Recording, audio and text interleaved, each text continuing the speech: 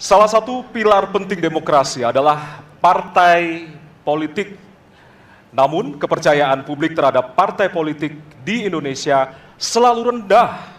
Pertanyaan, apa kebijakan yang akan Anda lakukan untuk melakukan pembenahan tata kelola partai politik?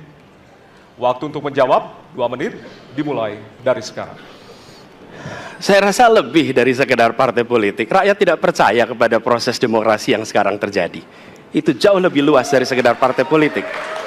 Ketika kita bicara demokrasi, minimal ada 3. Minimal 3 nih. 1 adalah adanya kebebasan berbicara. Yang kedua, adanya oposisi yang bebas untuk mengkritik pemerintah dan menjadi penyeimbang pemerintah.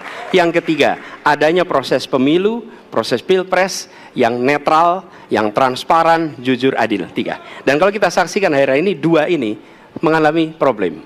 Kita menyaksikan bagaimana kebebasan berbicara menurun, termasuk mengkritik partai politik.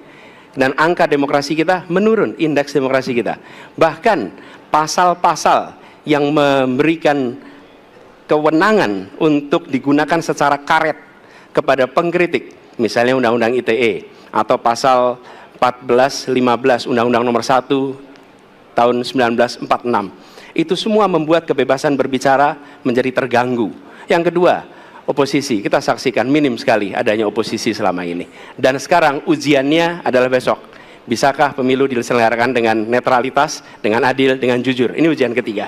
Jadi, persoalan demokrasi kita lebih luas dari segala persoalan kepada partai politik. Nah, bagaimana untuk partai politik sendiri? Partai politik perlu mengembalikan kepercayaan. Tapi di sini ada peran negara. Menurut saya salah satu masalah yang mendasar, partai politik ini memerlukan biaya. Dan biaya politik selama ini tidak pernah diperhatikan di dalam proses politik.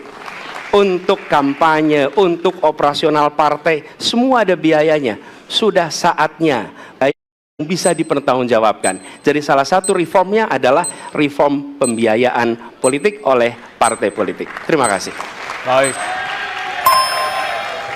Waktu sudah habis, terima kasih. Kini kami persilakan calon presiden nomor urut 2 untuk menanggapi jawaban calon presiden nomor urut 1. Waktunya 1 menit dimulai dari sekarang.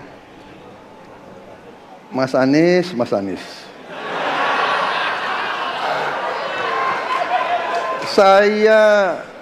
Saya berpendapat Mas Anies ini agak berlebihan.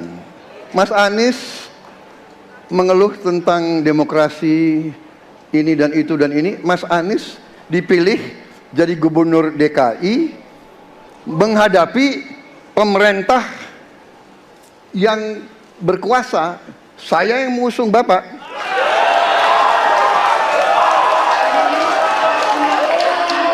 Kalau demokrasi kita tidak berjalan, tidak mungkin Anda jadi gubernur.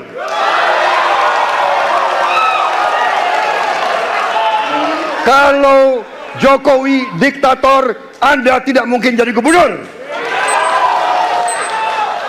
Saya waktu itu oposisi, Mas Anies. Anda ke rumah saya, kita oposisi, Anda terpilih. Waktu habis, Bapak.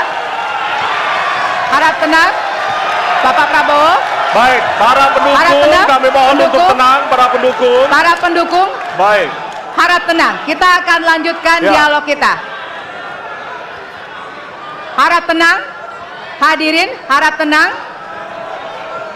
Kami sampaikan kembali, hadirin harap tenang. Apabila tidak tenang, maka debat tidak dapat dilanjutkan. Ya, kami mohon kerjasamanya kepada para hadirin yang berada di halaman gedung KPU untuk bisa menaati aturan yang telah kita sepakati bersama.